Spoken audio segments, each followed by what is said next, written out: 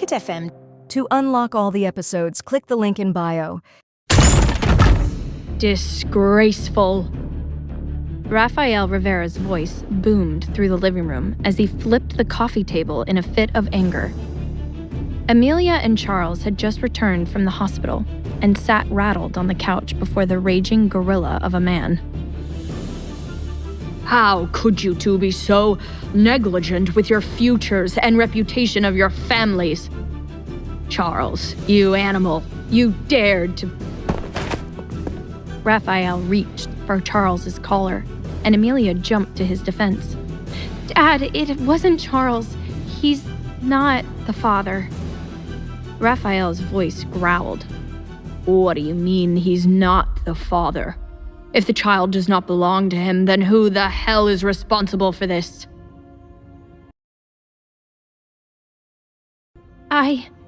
I know that this sounds bad, but I don't know. From the other end of the couch, Amelia's conniving stepmother, Valentina Rivera, all but clutched her pearls. Such an indecent girl. Raphael shot his wife a look. Valentina, please. I'm handling this. I've always warned you that you give your eldest too much grace. I told you she's not as virtuous as she looks on the surface. Are you going to believe her when she claims to be the next Virgin Mary? Shh. Raphael shushed her, then turned to Amelia with a solemn look. Amelia, tell me something. Did a man force himself on you? Part of Amelia wanted to say yes and pretend she had no fault in it. But no matter how mad her father would be, she didn't have it in her to lie. They both chose to share themselves with each other that night, and this was the consequence of both their actions. No, Dad, it wasn't like that.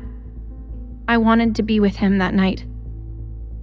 Just then, her half-sister Sophie chimed in, hungry for the chance to talk down to Amelia. But you didn't know who he was? Like, you jumped a gross rando on the street? How could you do that to poor Charles? He's so good to you. Amelia glared at her younger sister. Stay out of it, Sophie. It's none of your business. Valentina rose. Do not speak to my daughter like that. Amelia, it is exactly her business if you're tarnishing the Riviera name. Sick of how Valentina and Sophie always gang up on her, Amelia snapped. I know I made a mistake, but I'm taking responsibility for it. Sophie is hardly innocent herself. Did you know? She brought drugs to the club on my birthday. And maybe I can't prove it, but I know you put something in my drink that night, Sophie. Even after I told you I didn't want to take it. That would make this your fault too. Raphael slammed his hand against the wall and everyone froze.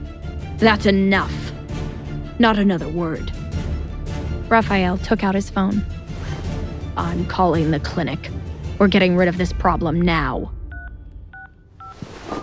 Amelia desperately grabbed the phone from her dad. No! He pierced her with his eyes. What do you mean, no? I think I want to keep my baby. I'm an adult now. It's my decision. Once again, Raphael's face grew dark. Not in this house, you won't. If the media gets word of this scandal, it'll ruin my mayoral race. I'm running for re-election on a platform of godly family values and respectability. Amelia interrupted with a scoff. But your stance against abortion doesn't count here? That is so hypocritical. Raphael slapped his eldest daughter for the first time in his life, and Sophie giggled at her sister's fall from grace. The sting on Amelia's cheek brought rage to her eyes. In her heart, she directed that rage at the man who knocked her up and left her all alone in this. The man who should be sharing the pain of the slap she just received. Amelia stood and walked to the foot of the stairs. I agree that I was irresponsible, and this really sucks. But we're not in ancient times anymore. I can be an unwed mom and not get stoned. Raphael walked to the front door and opened it. Not in this house. If you keep that child and ruin your future, you will do it on your own, and without the support of my bank account. Amelia stormed out of the house, and Charles hurried after her, catching up with her on the porch. Amelia, wait. If you need a place to stay, I'm sure my parents will let you. She turned to him with sad, glistening eyes. I'm sorry about this, Charles. With graduation and Columbia starting in the fall, you deserve better than this. You shouldn't have to be tangled in my mess. Charles furrowed his brow. What are you saying? A sad smile crossed her face. Sophie was right. You are a good man. Which means I know you'll want to help me, but it wouldn't be right for me to drag you into this. You can't do this on your own, Ames. Tears rushed to her eyes, but she forced herself to put on a strong front. Please, Charles, I have a lot to think about. It'd just be easier to have one less complication. I'll see you at graduation, okay? Amelia turned and walked away as fast as she could, knowing her resolve to say goodbye to Charles would crumble if she looked into his eyes 1 second more. It broke her heart to push him away, but with his whole life ahead of him, she could never forgive herself if her mistake held him back. After today, this was where their paths would have to go separate ways. Though Amelia knew nothing about the identity of her child's father, there was one lead she did have: Mr. Cortez. She had his lawyer's name and was determined to use him to let her mystery baby daddy know that he wrecked her life. One email later, she was sitting in Mr. Cortez's office the very next day. Miss Riviera, lovely to see you. Amelia cut him off to let him know she'd be running this show. Before you say anything, Mr. Cortez, I only reached out to you because I thought the right thing to do was let your client know. He will soon have a child existing in the world. Not that your client knows anything about right and wrong. And let me be clear, my decision to keep the baby is mine. I didn't come here for you and your client to bully me into getting rid of it. My client supports you keeping the baby. Mr. Cortez folded his hands with a curt smile. Amelia was taken aback, having expected some sort of fight. Wait, really? Well, he still has no intention of being present in the child's life and will remain anonymous. She rolled her eyes at this. So, he's still as awful as ever. The lawyer placed a familiar document before her. If you recall, you signed this NDA. And in that agreement is a clause that dismisses my client of any and all parental responsibilities should you end up with child. Mr. Cortez was amused by the stunned look of disgust on Amelia's face. Do you not read the things you sign? As a lawyer, I'd advise against that. That's some free legal advice for you. This man had a talent for finding ways to make her feel worse about herself. I don't know why I bothered to come here. Have a good day, Mr. Cortez. He quickly stood to stop her. Miss Rivera, I promise you'll want to hear what I have to say next. Though he is not legally required to, my client is offering to cover the child's medical costs and provide a stipend for living expenses until they turn 18.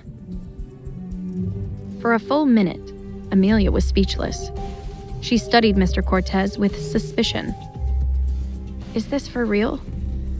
It's not like him to do the right thing. What's the catch? The lawyer reclined with a smug grin she wanted to slap off his face. No catch. I understand you'll be attending Columbia University in the fall. Is he having me stalked? The fact that her kid's father managed to learn so much about her while she knew nothing about him was beyond infuriating. Mr. Cortez responded in a reassuring voice, knowing this would go quicker if she dropped her guard. I just need to know what New York hospital you'd like us to set up financial arrangements with for the birth. Oh, right. You can actually make arrangements with South Miami Medical Center. I decided to stay local for college. It's just easier considering my situation. Very well. South Miami Medical it is. Just then, he smiled like a shark, and it sent a chill up her spine. Now, for the catch. Amelia gripped his stapler, ready to throw it at him. You said there wasn't a catch. If I told you the catch up front, you might not have listened to our generous offer so willingly. And my patience is thin. With an exasperated sigh, Amelia sat back, but kept the stapler in hand, expecting she'd want to hurl it at his computer once she hears the next words out of his mouth. It's simple, Miss Rivera.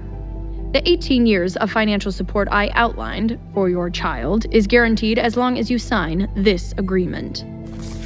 Mr. Cortez slid a fresh contract across the table. Amelia eyed the document wary. And if I sign this, what exactly would I be agreeing to?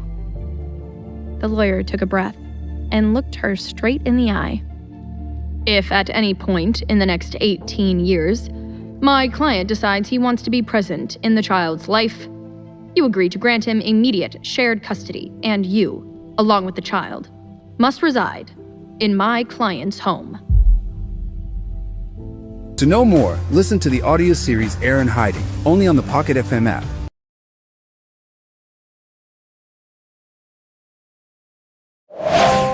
Pocket FM. To unlock all the episodes, click the link in bio.